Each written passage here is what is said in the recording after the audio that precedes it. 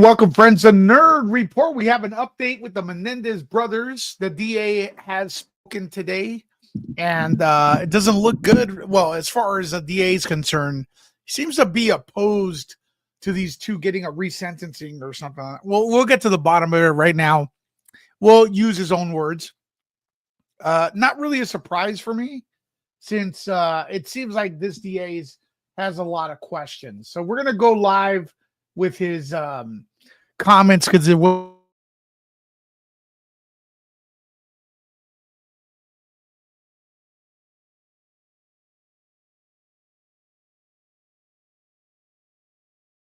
They are where they are.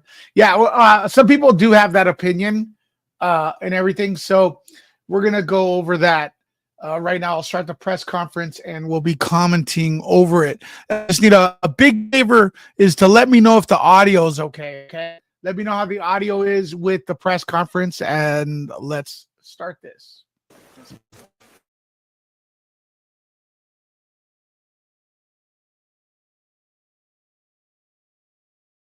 Can you guys hear him? Let me know in the comments real quick.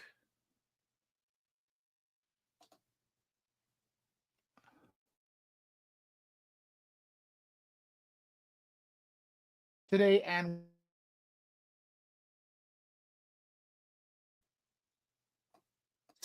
you can't hear him. Okay, I'll fix that. Of course, always a problem with the audio with these press conferences for some reason. They haven't fixed that. Should be on now. Good morning. My name is Nathan Hockman. I'm the District Attorney of Los Angeles County. With me up is Assistant District Attorney Maria Ramirez, Assistant Head Deputy of the Major Crimes Division Habib Balian. We have John McKinney, Director. Gilbert Wright, Assistant District Attorney. Introducing Carmack, a Deputy District Attorney. Also on the Menendez team is Ethan Milius. The purpose of today's press conference is to give you an update on the Menendez case. When we last spoke, I informed you that the Menendez case has been on 3 parallel tracks. The first track was the habeas track. Now, I want to also Jules in the comments. I know she knows this case a lot, so ask her any questions in the comments. Also, what's up, Fuzz? You guys are here. Let's go over this press conference. Menendez case has been on 3 parallel tracks. The first track was the habeas track. That was a track it started with a motion filed in May of 2023, where the Menendez are asking for a new trial based on new evidence.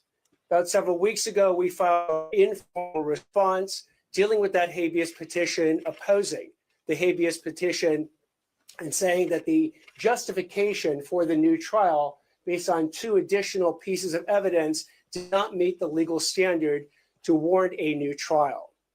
The second track that the Menendez case is on is the clemency track. This is a petition that the Menendez brothers filed directly with Governor Gavin Newsom. He could have acted on this petition either now, he could have acted on any moment since he's been in power since 2019. He can act on it today if he so chooses. He has unilateral constitutional power to commute the Menendez's sentences if he chooses and release them today. There is no hearing he needs to have. There's no deadline, and he can also do nothing. The third track is resentencing. He's putting it on the governor. And we are here today to discuss that third track. The resentencing is a law that was passed by the state legislature in California, some unique law to California, that basically gives the judge, under certain circumstances, the power to resentence someone who has been previously sentenced. In this example, potentially, the judge could resentence the Menendez brothers from life without the possibility of parole to life with the possibility of parole. Now, a resentencing hearings get started in 2 different ways in this case. One of the ways is that the court has initiated these proceedings itself under Penal Code Section 1172.1A1. The second way it also got started is when the prior district attorney filed a motion under this code section to begin the resentencing proceedings.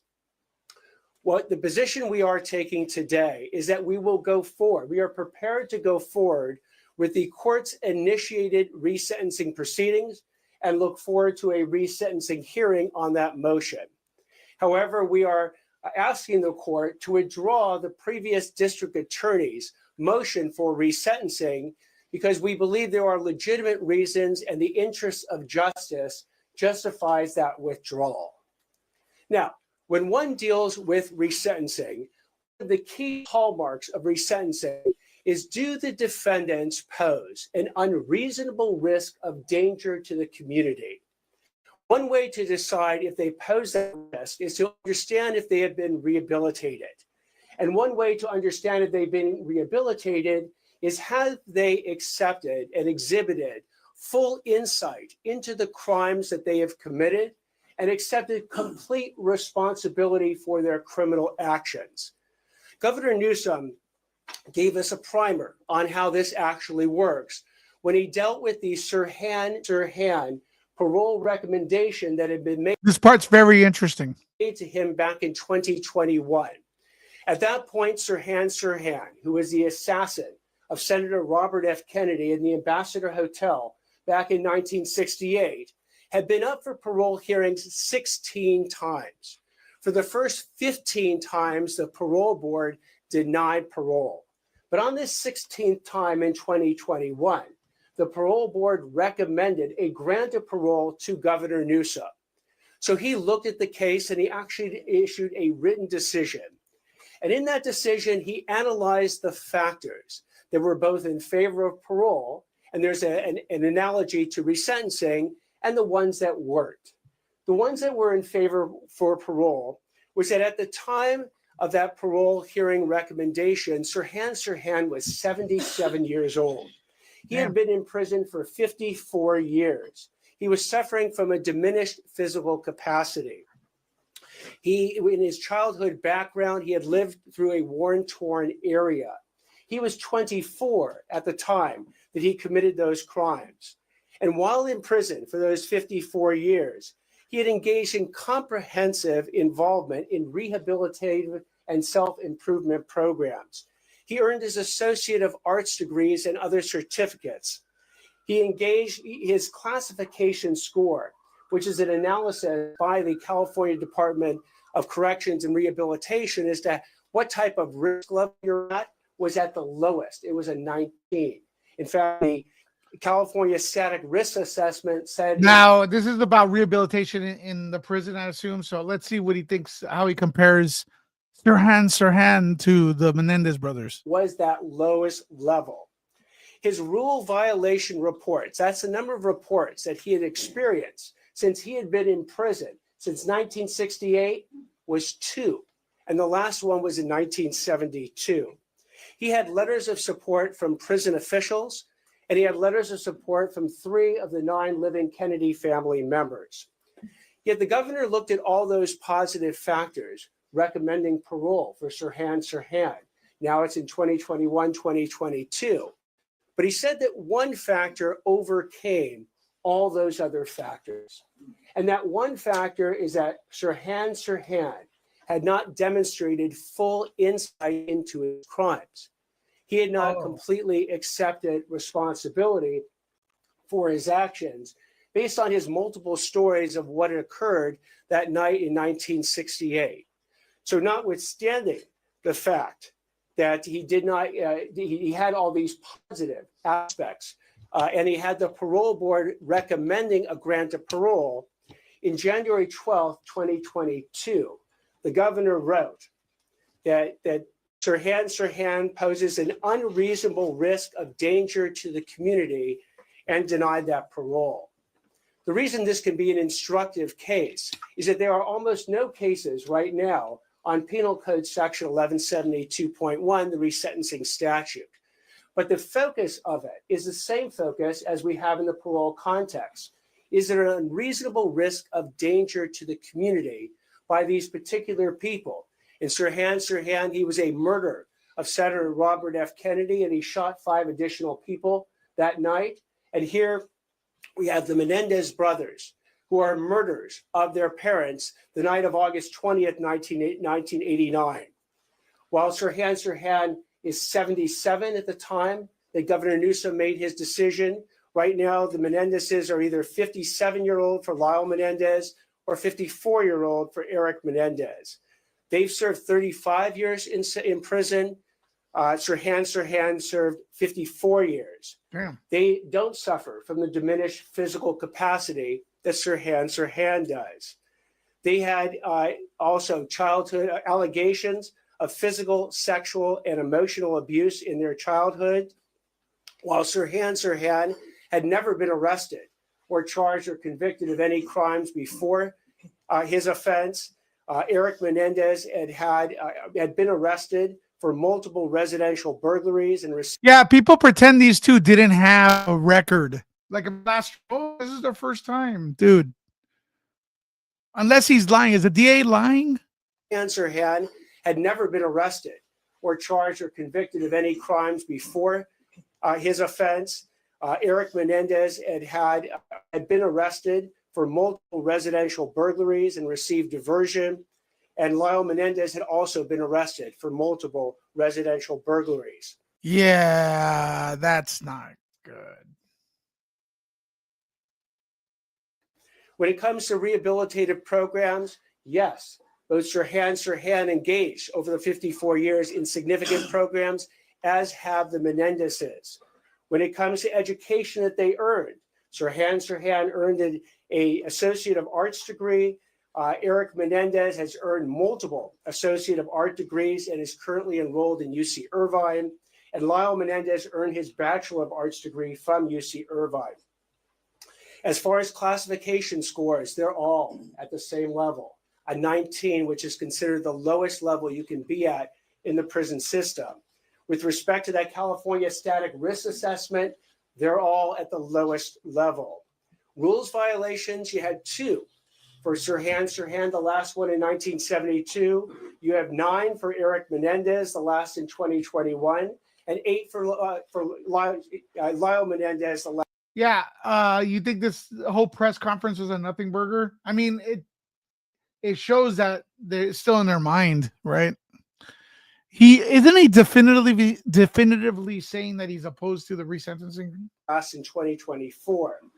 They each have letters of support from prison officials, and the Menendezes have multiple letters from all living victim family members, aside from one who recently passed. And they received those letters in support of their being released.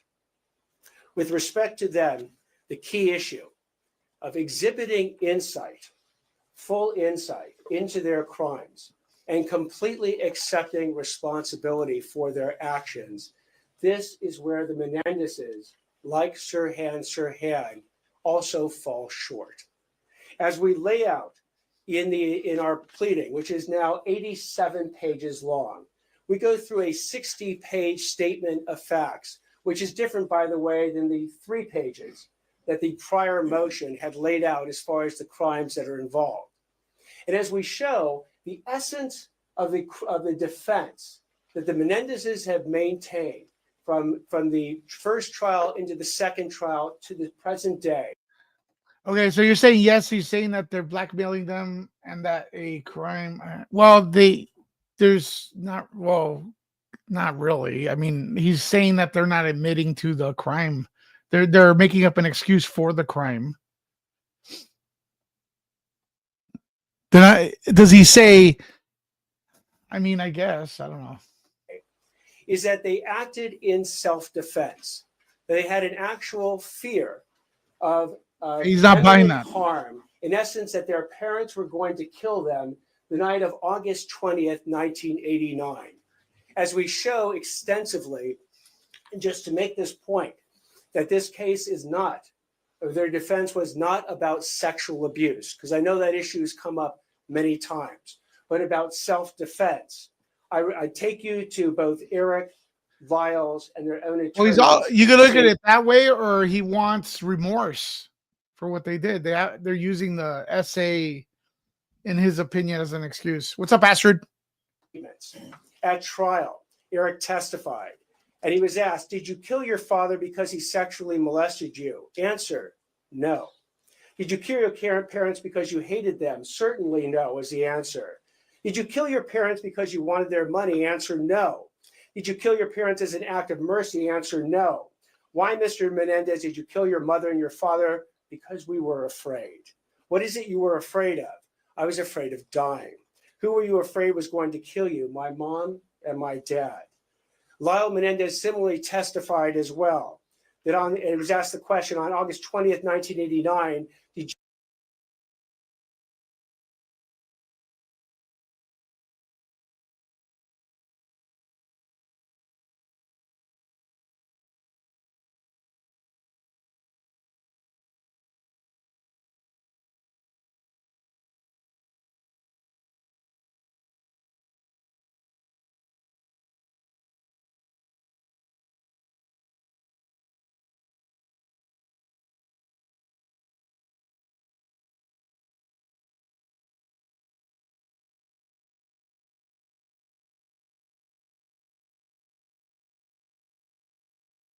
mercy? Answer, no. Why, Mr. Menendez, did you kill your mother and your father? Because we were afraid. What is it you were afraid of? I was afraid of dying. Who were you afraid was going to kill you? My mom and my dad. Lyle Menendez similarly testified as well. It was asked the question on August 20th, 1989, did you or your brother kill your mother and father? Yes. Did you kill them for money? No. Did you kill them because you wanted to pay them back for the way they had treated you? No. Why did you kill your parents? Because we were afraid. That is the essence of their defense at trial. It was not sexual abuse. The jury was never asked to render a verdict on sexual abuse. It was all about self-defense. In fact, Why? Eric Menendez's attorney, Leslie Abramson, said, we have never said that because you're abused, you're justified in killing your abuser. We didn't argue that and never will. So the question then is, have the Menendezes exhibited insight into the fact that their self-defense defense was fabricated? And as we go through the iterations of their defense that they issued from the time that they were arrested until the time that they went to trial, until the present day, what you will see is that the self-defense was the last iteration and version of their defenses. Because remember, the first defense that they came out with was, we didn't do it. That's not us. If you remember the 911 call, if you remember Eric Menendez screaming and crying when the police came out that night, he says to the police, we're going to kill them, referring to the people who had just murdered his parents. We're going to kill them. We're going to torture them. Who would have done this thing? Damn. The answer is the Menendez. It was either the mafia or the cartel or the dirty business associates of Jose Menendez. They persisted in this lie, not just the night of August 20th, but kept that lie going for months and months and months. And had Eric not confessed, Folks, are we still live? to his therapist, Dr. Ozil, months later, and that confession been taped, and that confession's tape been turned over to the police, they would have maintained it wasn't us. They convinced not just the media, not just the police, but their family and their friends that they were 100% innocent of these crimes. Until eventually these tapes came out, they were arrested, and then they changed to the next iterations.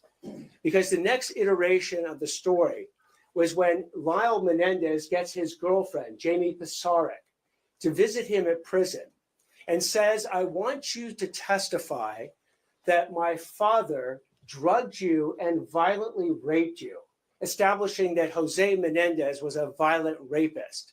Jamie Pisarek refused. Yeah, I don't know how these two get support with all the lying they do. I'm baffled, but okay. I mean, I guess that Netflix documentary was really good. To do that. So the next iteration of the story was that not lying, reiterations. asked Jamie Pizarnik and said to her, well, Eric Menendez was raped by my father, but I was raped by my mother. That's a story that was then repeated to Eric and Lyle Menendez's uncle, Carlos Barral. Jules, but if you heard it last month, then why are you still insisting that these two are good?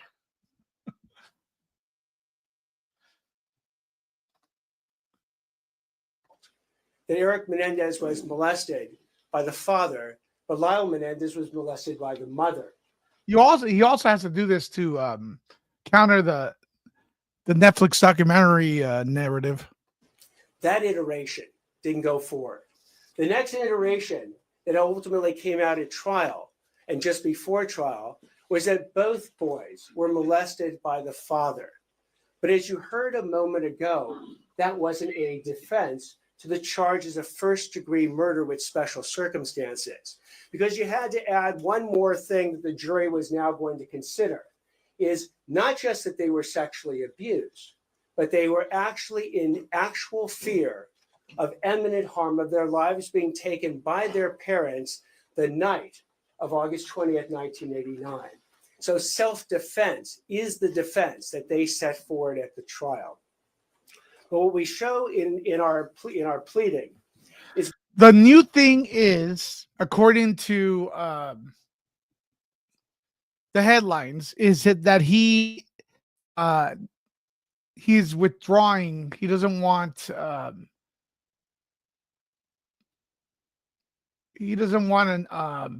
motion to free him. That's the big news. He won't support resentencing. He didn't do that last time. As we go through the timeline to show that the Menendezes have basically engaged in not just the ultimate lie of self-defense, but a whole series of lies around. I know. Thank God the family is taking it to the attorney general. Yeah, I don't think they're going to get out though, because I think people that are not invested in this hear the five inconsistencies, and they don't want it. And they took actions that were both premeditated and deliberate, not just sort of immediate responses to their parents somehow threatening them the night of August 20th. We point out that days before the murders on August 20th, on August 18th, the Menendezes drove 120 miles to San Diego to purchase shotguns and ammunition and use a fake ID and a fake San Diego address to make sure that the guns and the ammunition would not be connected to them. The day before the killings, August 19th, they go to a firing range and they find out that the birdshot ammunition that they had bought isn't good enough to kill someone. They're told you need buckshot ammunition in order to actually kill someone, and they buy it that day. Hours before these killings, at roughly 10:20 p.m. on the night of August 20th, Lyle Menendez contacts one of his friends, Perry Berman, to set up the alibi.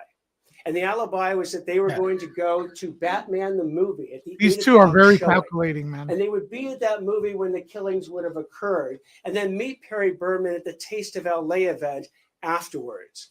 They set this up before the killings. Now, during these killings, as we've explained before, these weren't just a situation where all of a sudden the parents threatened their lives. The only way I'm going to say this is blackmail is if he straight up says, if the Menendez brothers agree to say that they were not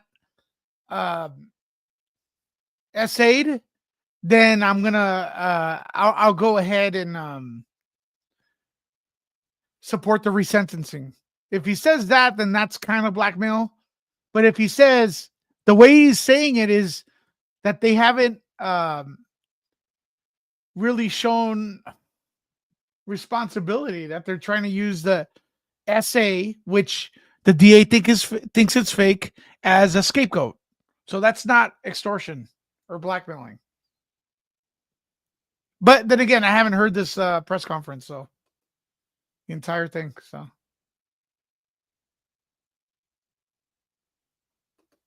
they reached for something and shot him dead. No, these these killings, the actual shots, were designed to make it look like a mafia gangland hit. They shot Jose Menendez through the back of his head. They shot Kitty Menendez not only once, which then caused her to go down to the ground, bleeding, but when they ran out of ammunition, they went back to the car, reloaded the shotgun. Then Lyle Menendez took the shotgun, put it up to Kitty Menendez's face, and pulled the trigger. Again, to make it look like a gangland shooting, but that was not enough. They then, while they were dead, shot them in the kneecaps to make it, to complete the picture of what a gangland shooting would be. Blackmail. Okay, you'll hear and Lewis, but you'll still say what he's doing isn't blackmail. Blackmail is, folks in the comments, agree or disagree. Blackmail is when you say either you do this or I won't do this, that, or I will do that. So basically, he has to say something by the time this press conference is over that says, Menendez brothers, if you agree to withdraw your claim that your father abused you, I will support the resentencing. That is blackmail. Now, if he says, so far, it sounds like, hey, so I don't think these two are rehabilitated because there's no evidence of SA, and I don't believe there was. So to me, they're not really rehabilitated. That's different. So I'm not going to support the resentencing. Let's see. But and at that point, they also had the presence of mind to pick up all the shotgun shells that were lying in the dead, because they were worried their fingerprints might be in that. They then called Perry Berman to establish the alibi and went to the movie theater to buy the tickets, only to find out they couldn't buy the 8 o'clock showing because the next showing had already occurred. And Perry Berman had already moved on to a different event, so they couldn't meet up with him. So they took all those shotgun shells, they took the bloody clothing, they go to a gas station dumpster, and they dump it in the dumpster. But now they got the shotguns, what to do with them? They had the presence of mind to drive up to Mulholland Drive and throw the shotguns off the hill on Mulholland Drive. They then went back to the house. When they get back to the house, that's when they made the 911 call that someone killed our parents. And then when the police arrived, that's when they said, as I said before, when Eric and Lyle are running out screaming and crying, and Eric says, I'm going to kill them, I'm going to torture them. Who would do this? Knowing, of course, that it was him and Lyle who had done that exact crime a little more than about an hour and a half beforehand. So you had a situation then where thereafter they engage in this deception, the mafia hoax, the lies to their friends, their family, the media, and the police. And what's interesting,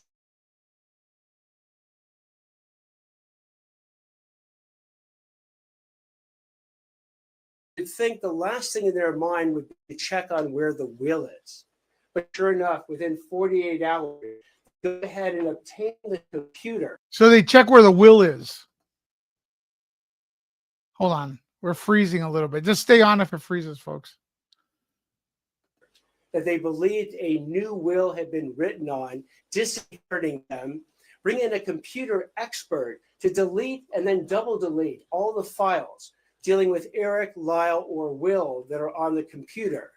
Go ahead and remove the safe from the family home into a neighbor's home to look at the safe only to determine there was no will in that. And then even go to the bank safe deposit box to go ahead and see if Jose Menendez. Yeah, Jules, honestly, this is new information. He didn't say this in the last one. But it does, it makes the brothers look bad. They put the new will there, disinheriting his sons as he told them he was going to do. So the story again keeps going on, and today Eric and Lyle Menendez, at least from the beginning, fully expected for them never to go to prison. because they had successfully convinced everyone that they didn't do it, until they spoke to Dr. Oziel. And Eric, feeling the pangs of guilt, feeling even suicidal, talked to Dr. Oziel and basically told Dr. Oziel that they had done it. When asked about why they killed their father, they didn't mention self-defense. Why they killed their mother that night, they didn't mention self-defense. What they said about the father, what Eric said, is that he was a controlling, dominating force, and that is the reason that he was killed. When he was asked about the mother, he said the mother would be a witness to the crime, so she had to die. Oh. That the mother was so miserable because the father had an affair. Yeah, this is not like that the we other needed one. to put her out of her misery. There's different information. That the mother could not live not a lot, without the father, and if we're going to kill the father, we had to kill the mother. What doesn't happen in any of the tape conversations with Dr. Oziel, and remember, he is being brought on by the attorneys to eventually go ahead and prepare a defense to the murder charge. So folks, how does this sound to you so far? Let me know in the comments. They never tell Dr. Oziel in all the tape confessions is that they were in any fear of their life, that their parents were going to kill them that night or any night, and that they experienced sexual abuse by the father. So the story then goes on, because once they get into jail, additional lies come up. I've spoken before about the lies that Lyle tried to tell with Jamie Pizarnik about her being violently raped by Jose Menendez. They also enlist another of Lyle's girlfriends, Tracy Baker, where Lyle literally writes her a script, a letter that is found later, that lays out a story of the mother trying to poison the Menendez brothers and the entire family. Tracy Baker actually testifies to this false story in the first trial, though not in the second.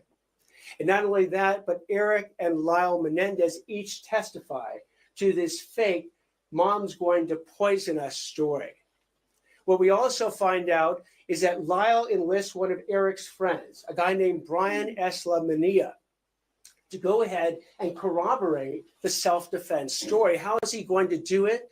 Because the letter that Lyle writes to Brian Eslamania, which is actually found by the police, he has detailed instructions down to the actual word that Brian is supposed to say that the day before these killings, the Menendez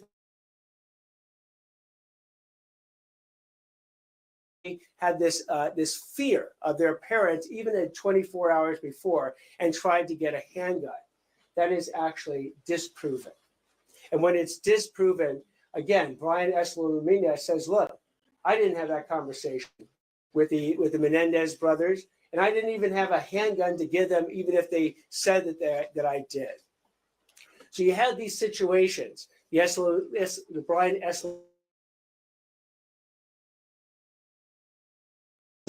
Pizarnik attempted suborning a perjury, and the Tracy Baker actual supporting a perjury that the Menendez brothers engaged in to establish this self-defense. But it failed. And the reason we know it failed is that a jury heard all this evidence. And the jury, the second jury, the first jury hung. Yeah, I think there's more information here, honestly.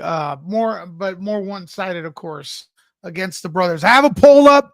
Will there be a resentencing? Let me know in the comments. There's a poll. Please vote now. But the second jury that heard all this evidence rejected the self-defense and found them guilty of first-degree murder for both parents with special circumstances. And what's also important to note is that this conviction has been run by 5 different courts over the last 30 years. It went to the California Court of Appeals. It went to the California Supreme Court twice. It then went to the U.S. District Court. It then went to the U.S. Ninth Circuit Court of Appeals. The Menendez has brought up every single argument that they bring up now about the faulty jury instructions, the exclusion of certain sexual abuse evidence at the trial, about certain other court rulings, and it's been rejected. Guys, gals, look for what he blackmails. Does he blackmail the Menendez brothers? Some people say yes. I haven't heard it yet. Where he says, admit that your father did not abuse you as abuse, or you won't. I will not support the resentencing unless you admit that you lied. And rejected and rejected Something like that. over and over and over again. So, in looking at then whether or not the Menendezes have exhibited the full insight and complete responsibility for their crimes, they have not. Yeah. Because, and we outlined this in 20 different lies that they have told, which is an attachment to our submission. They have told 20 different lies. They've actually admitted to 4 of them, but 16. Jules, he is not repeating himself. He is saying all the facts. This is a very complicated case. It has a lot of moving parts. There's 2 trials. There's a lot of lying. So he has to repeat it. It's a good thing. He needs to make up a reason why his stance is the way it is. Lies remain unacknowledged. They persist in these lies to this very day. Okay, are they persisting to the lies to this very day? Yes or no? So like with Sirhan Sirhan not being able to exhibit full insight into his actions, so too have the Menendez brothers failed to exhibit full insight into their actions. Let me give you 4 examples where they've actually admitted to the lie. Okay. Eric and Lyle lied on the 911 call about just discovering their parents' bodies. Again, when they were found out and the tapes came in, they admitted to that lie, and I mean the lie of the 911 call. The second lie that they've admitted to is that they lied to the police, family, and friends and the media about their involvement in the murders. Again, when their confession came out on tape, they had to admit to that in the first and the second trial. They admitted that they lied to the police, family, and friends, suggesting the mafia was involved in the murders. And Eric admitted that he lied when he told his expert psychiatrist, Dr. Vickery, that his parents would kill him because his father's homosexual lover warned him that he was in danger 2 days before the murders. This is something that Eric Menendez told Dr. Vickery, and then months and months later finally recanted and told Dr. Vickery that that was a lie. But there are 16 lies that remain to this day that have been they're not lying about the abuse, in my opinion, but they lied. No, I don't know, man. They have a track record of lying. That's a problem. As recently as last year, where they affirmed the self-defense and they've never admitted to the suborning of perjury of others or the attempted suborning perjury. These lies include when Eric and Lyle claimed that their parents were going to kill them, that they had to act in self-defense by murdering them first. That the Brian S. Lamina letter, that they basically tried to suborn perjury from Brian S. Lamina, telling him to testify that they borrowed one of his handguns the night before the murder.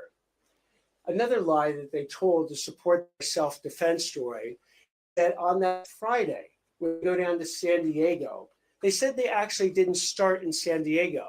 They said they started at the Big 5 sporting goods. Unfortunately, there was a 14-day waiting period, they said, so they couldn't buy the handguns at that Big 5 sporting goods store in Santa Monica. They both testified to this. Turns out, as the evidence came in at trial, the Big 5 sporting goods store in Santa Monica hadn't sold handguns for 3 years at that point. So it was impossible for them to have actually gone and tried to purchase a handgun instead of a shotgun that particular day.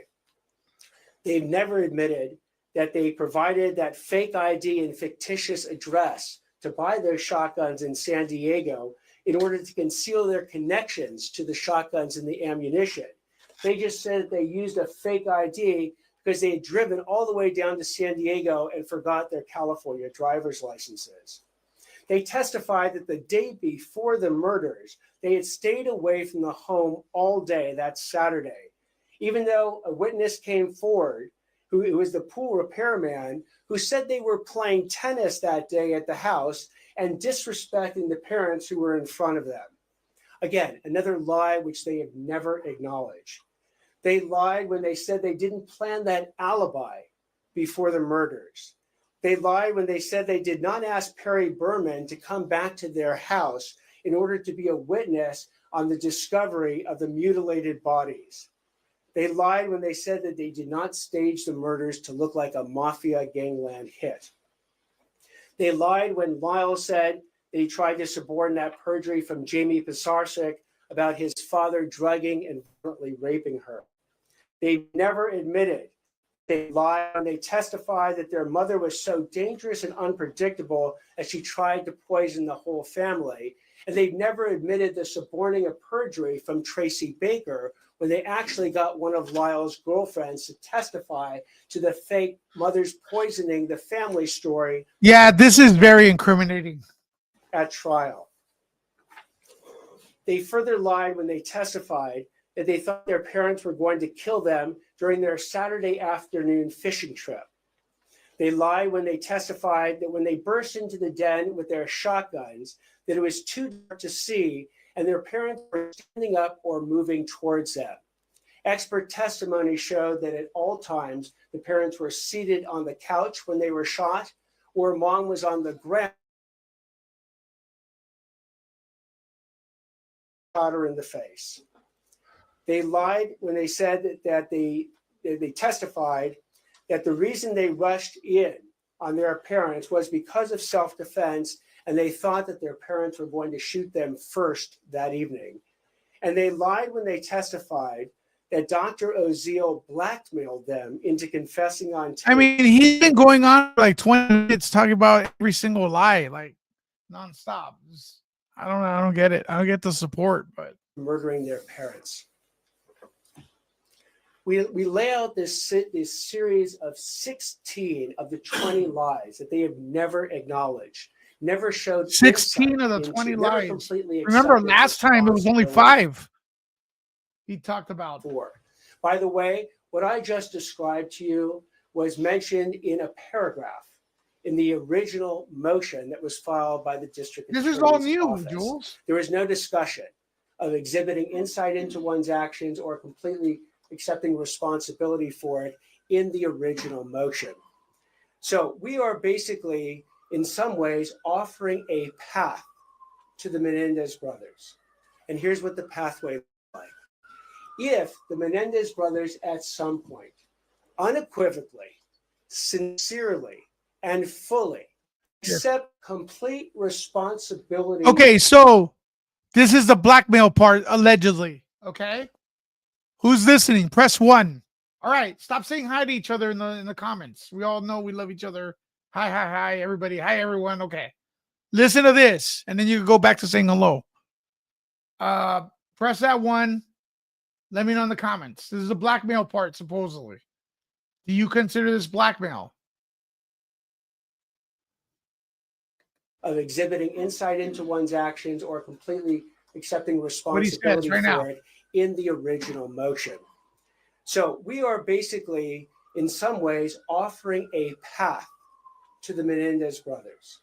And here's what the pathway looks like. Here's the offering path. The Menendez brothers at some point, unequivocally, sincerely, and fully accept complete responsibility for all their criminal actions, acknowledge that the self-defense defense was phony, and their parents weren't going to kill them the night of August 20th when they murdered them in cold blood.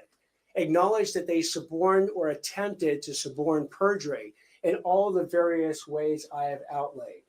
If they go ahead and finally come clean with the court, with the public, with the DA's office, with their own family members, and acknowledge all these lies, and then can be said to have fully and completely accepted responsibility for their actions. In the future, the court can weigh these new insights into making a determination as to whether they now qualify for rehabilitation and resentencing. All right. So he says if they admit that the stuff about the dad was a lie, or the other lies were a lie, kind of puts the brothers in a very bad position. Kind of blackmailish, kind of not really. I don't know. Very well worded. Fuzz says it's not blackmail. He doesn't say I'm going to support. I will support the resentencing. I don't know. It's a little on the fence. And the people will do the same. The district attorney's office, if it is presented with these new insights. I mean, what's the difference between that and pleading guilty, right? You plead guilty, you get a less of a charge. All their criminal actions. Acknowledge that the self-defense defense was phony, and their parents weren't going to kill them the night of. I mean, he could just sit there and say they're not admitting that the self-defense defense was phony, so I'm not going to support this no matter what. He's kind of giving them a way out of jail, honestly. August 20th, when they murdered them in cold blood. Acknowledge that they suborned or attempted to suborn perjury in all the various ways I have outlaid.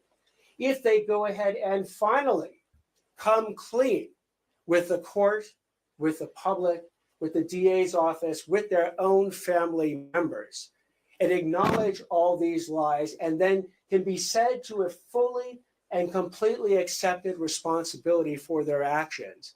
In the future. A quick question for those of you who are saying they rehabilitated themselves in jail. Are you all saying that? Who thinks they've rehabilitated themselves in jail?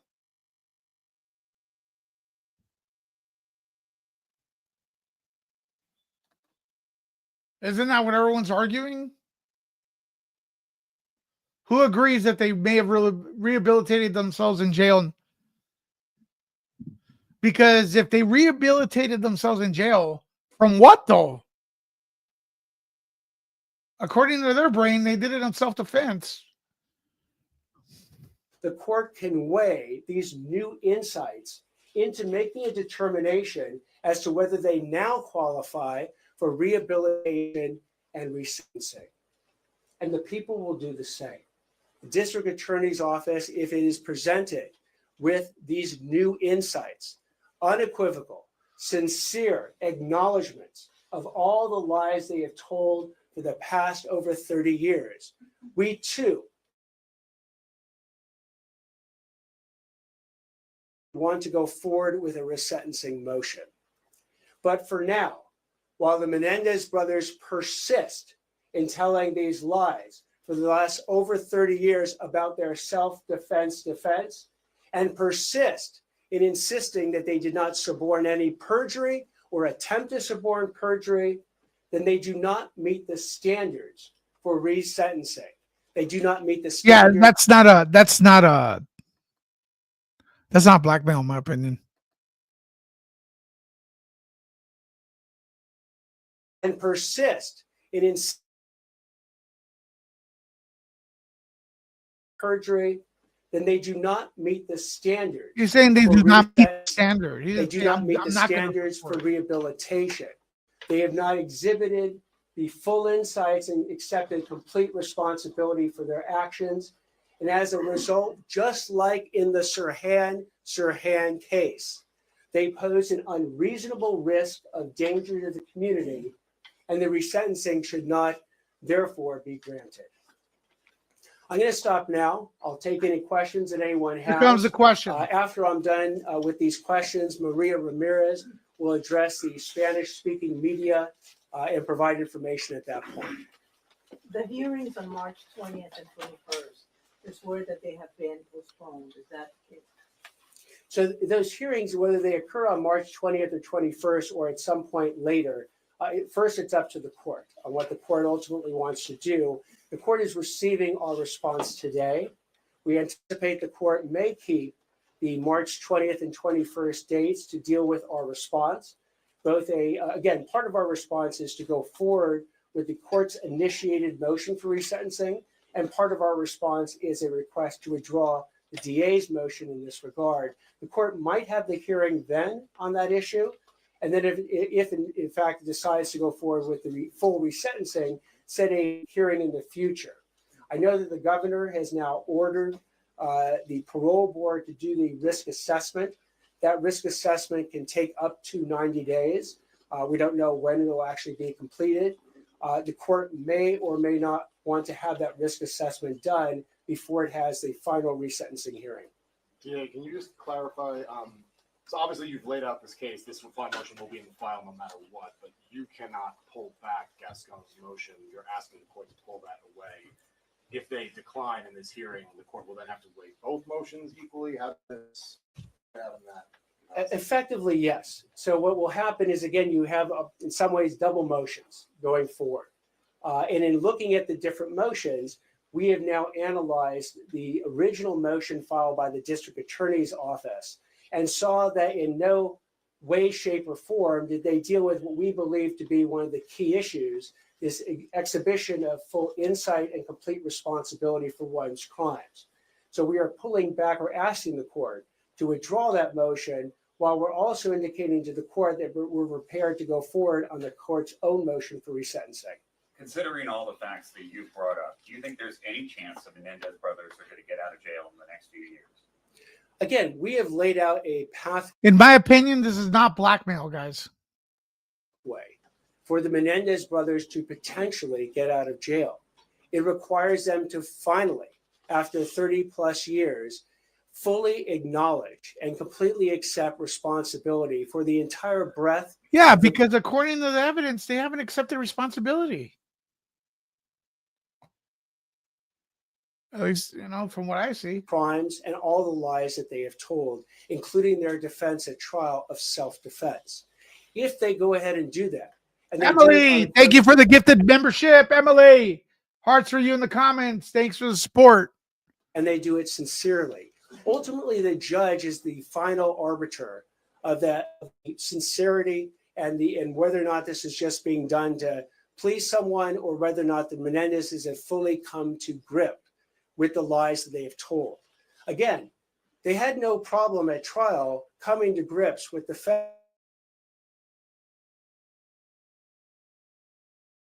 friends about the fact that they never did it, were not involved at all, and it was the mafia that had actually done the hit on their parents. So they have a history of acknowledging some lies. I'm hoping that they continue with this evolution of themselves, their improvement of themselves, to finally come to grips with the acknowledgement of the totality of their crimes and their lies. And at that point, the court may very well entertain the idea that they have met all the criteria to not only be rehabilitated, not only no longer pose a danger to society, but to be resentenced. But you don't think they're getting out of jail until they do that? Our position is that they shouldn't get out of jail. Now, ultimately, that is a position. We bring that position to the court. The court can agree with it, the court can disagree with it, or modify it in some respect. I'm sure that the Menendez's lawyers will be arguing that the court should go forward now with the resentencing. I've spoken to the Menendez family members. And by the way, I spoke to the Menendez family members who support the Menendez brothers before I spoke to Milton Anderson, who recently passed. I spoke to him. Oh, he died. I spoke to the Menendez family members, and they certainly would like him out, or them out, tomorrow. And they'll be encouraging the judge to do the resentencing now. But as we have looked through the facts and the law, and that's what's governing our opinion. It's not emotion, it's the facts and the law. They have failed to meet these requirements to show that they are no longer an unreasonable risk of danger to the community. And that is why our position is that resentencing, if it occurs, they shouldn't actually be resentenced. Sir, Have you just to called the family, have you you called the family outlined by all any these. chance and notified them of your decision today? We have not actually spoken directly to the family today. We filed this at the earliest possible time we could at 8:30. We're having this press conference at 10. But when I spoke to the family before, it was an over 3-hour meeting with the family members, the over 20 family members that support the Menendezes being released. And we talked about their rehabilitation in prison. We talked about their beliefs of what happened at the time of the crime. We had a very wide-ranging conversation, and I sat there and I listened to it all. But it does not eliminate the fact that in order to show a full and complete acceptance of responsibility and show full insights into one's criminal actions, that as we have laid out in detail, the self-defense defense was a fabrication. They need to admit to that. They need to admit that they. All right, Jules says you all need to listen to the Two Angry Men podcast. Okay, from my knowledge, it has the Menendez brothers, or at least one of them there. Why would I believe a liar and their attorney? Or is it another one? I'm looking at Two Angry Men podcast, right? Menendez brothers call us from prison. And it's got Garagos and the Menendez, one of the brothers there, right? Why would I believe a liar?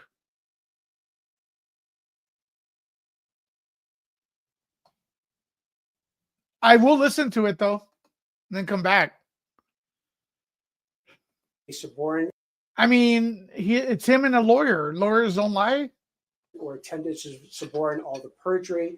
And at that point, we might be in a position, if they do it sincerely and unequivocally, to be in a position to then go back to the court and recommend resentencing. Was there any On the note of the Right handful here. of weeks, what if they do that in the next couple of weeks before the resentencing hearing? They acknowledge everything, and would you find that to be sincere? Would that change your given that opinion? If they acknowledge everything, I'm sure a lot of people will still say they acknowledge it. They acknowledged it to get free, and they're still going to come out looking good to their fans, right? You've talked about all the lies they've said. How would anything that they would tell you, how would you deem that to be sincere after you've gone through this whole litany of lies that you claim they've made? I will address that in the same way that people ultimately were able to believe the Menendezes when they admitted to the first several lies, the first 4 lies. Because remember, at that point, you had a situation where the Menendez brothers said, we didn't do it. The mafia did it.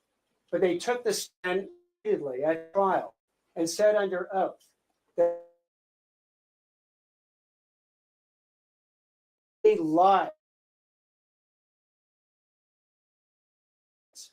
And they were able to, again, express under oath that belief, and they did it over and over and over again.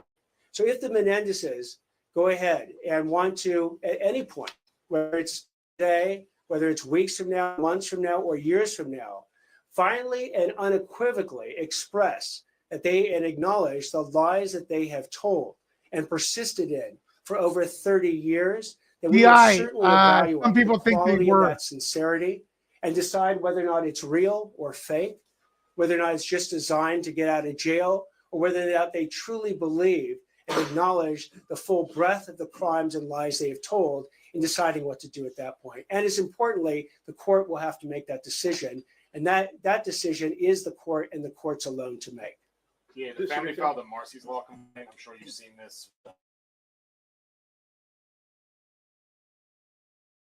You were hostile towards them, that there was they were looking at bias and asking for your removal from the case. I don't know if you have any. You obviously offered a different characterization of that meeting. Do you dispute that, the description that they made? So it was a 3-hour meeting. And remember,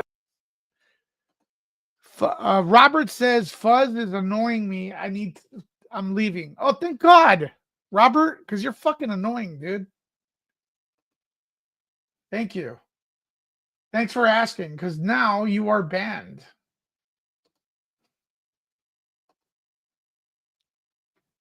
You're not an airport. You don't need to announce your departure. You're probably the size of an airport, but remember, the district attorney is not obligated to meet with any of the family members, not even obligated to necessarily, certainly not obligated to meet in person. I could have taken written communications from any of the family members and actually did receive some written communications, but I sat there for over 3 hours.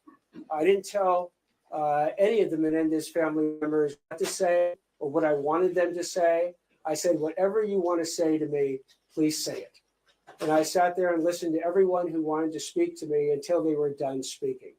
So if they've characterized that How is it self-defense when they went over to their parents' house with a GN? I don't know. Ask the fangirls. I have no idea. meeting in whatever way they're going to characterize it, so be it. Good question, Bob. I understand that the Menendez family members want, the ones that are supporting this, want the Menendezes out today. They could go to the governor. They wanted to actually achieve The that. family's mad because he's not releasing them. He's not rushing the process for the resentencing. That's why the family's pretending he was rude, and I'm not buying it. Literally go to the governor Newsom today, and he could commute their sentences and release them today. I, on the other hand, am bound by the facts and the law as it pertains to an analysis of whether or not resentencing is appropriate. And that is what I got. Again, the jury heard this self-defense defense way back when, and the jury rejected it. We're just basically, in many ways, following the jury's verdict from way back then, while the Menendezes have for over 30 years not only rejected the jury's verdict, but persisted in the lie of self-defense and the related lies I've talked about in the back. Why All still right, we go got through another this? Fuzz. Fuzz is annoying everybody today. Fuzz, that's good. It's the same person with a different name. Well, guess what? That's why I have Fuzz here to annoy people. So she's doing her job. Love it. It's in the governor's hands. Some could say it makes no sense. Why go through the resentencing? That's actually up to the court. The court can decide to continue a hearing and wait for the governor to weigh in. The court can keep the hearing on March 20th and 21st. District attorney is not going to tell the court what to do in this respect. Yes, over here. What about the issue of the age they were when they committed these crimes and how laws have changed with regard to life without the possibility of parole? Good point. Sirhan Sirhan was 24 years old, and the law says that youthful offenders are under the age of 26. If you actually look at the governor's decision dealing with Sirhan Sirhan, he mentioned that he has to give special consideration to the age of a particular person, particularly if they're under 26, that the law requires. And so too, for resentencing, should the court give such consideration to the age of the offender? Sirhan Sirhan was 24, Lyle Menendez was 21, Eric Menendez was 18 when they committed their murders. So yes, we need to give that consideration to the age of the offender. And I use the example of Sirhan Sirhan, where that consideration was given, but yet the failure to exhibit full insight into one's actions and completely accept responsibility for the breadth of one's crimes overcame the pro-parole factors that the governor considered. Going back to what the family had claimed in their letter to the U.S. Attorney's Office, beyond how they framed the meeting, they say in an ongoing way you are biased against the Menendez brothers. How do you respond to those claims? I am not. As I've said, not only am I not biased, but I will file the facts and the law wherever they take us. And in fact, so much so that I've explained in quite long detail exactly where the lack of insight into their criminal actions occurs. I've outlined 16 different lies, 20 lies total, 4 of which they've acknowledged, 16 of which they have not.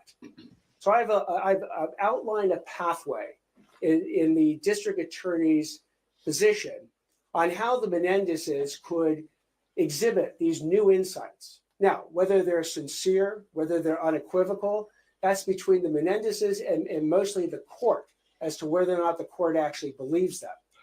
But if that were to occur, then I've said the district attorney's office, if it believed that these new insights were sincere and unequivocal, then we would reconsider whether or not we would go forward on a resentencing motion. You referenced your new filing, 60 pages, and the filing from the previous DA's office was just 3 pages. What I meant to reference, if I wasn't clear, is our statement of facts dealing with the crime was 60 pages.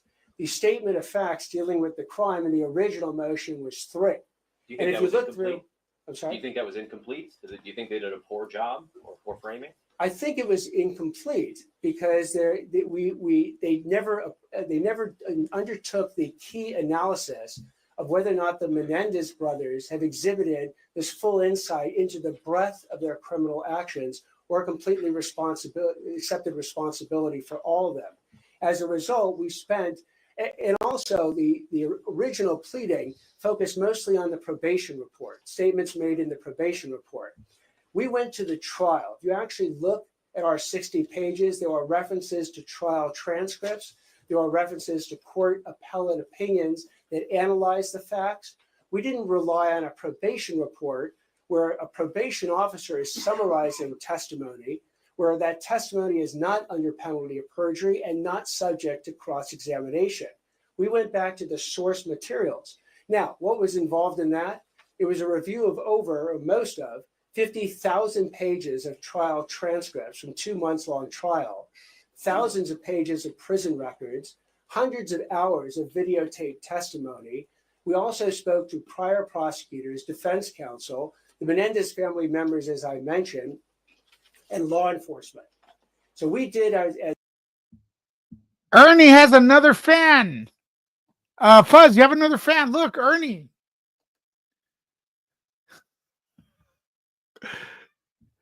Fucking love it. Love it, Fuzz. Let's ban this son of a... Hilarious.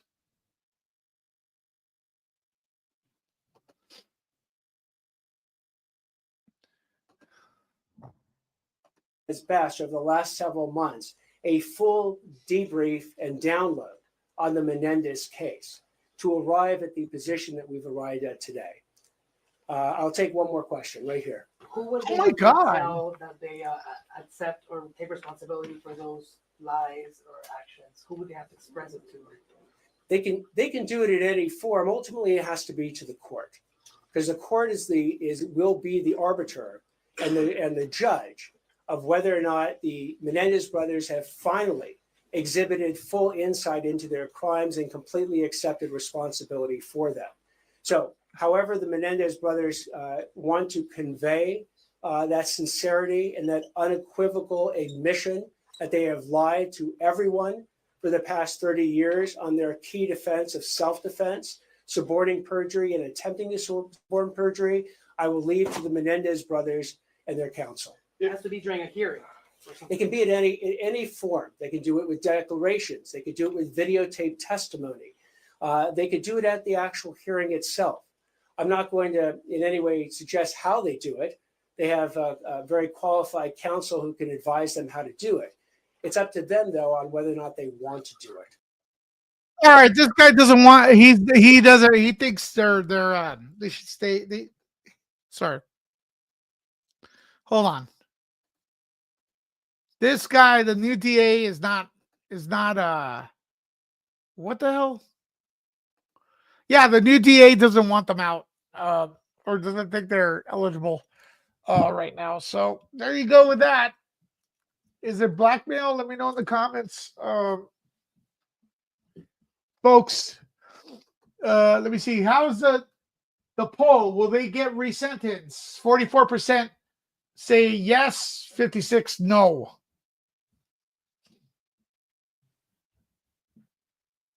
So there you go. Not blackmail. We'll get to that. We'll do some more stuff. Also, I may talk about these freaks, pathetic freaks that are attacking people, and they're attacking families, kids in Teslas. Violence against cars. So if you have a car, they think automatically you support the CEO because he has a right arm they lifted. So these freaks are attacking families and cars. Notice these freaks, they actually supported those cars 2 years ago until homeboy started auditing the government. So yeah, maybe that should be a hate crime, attacking people that are in a certain car. Should that be a hate crime? It sounds like it. Anyways, children being in trouble now.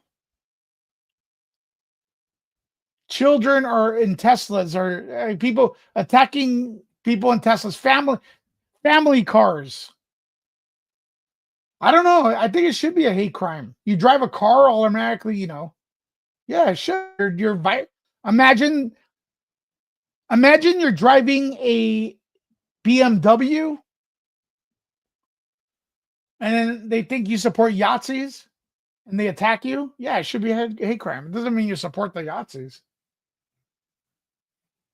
But yeah,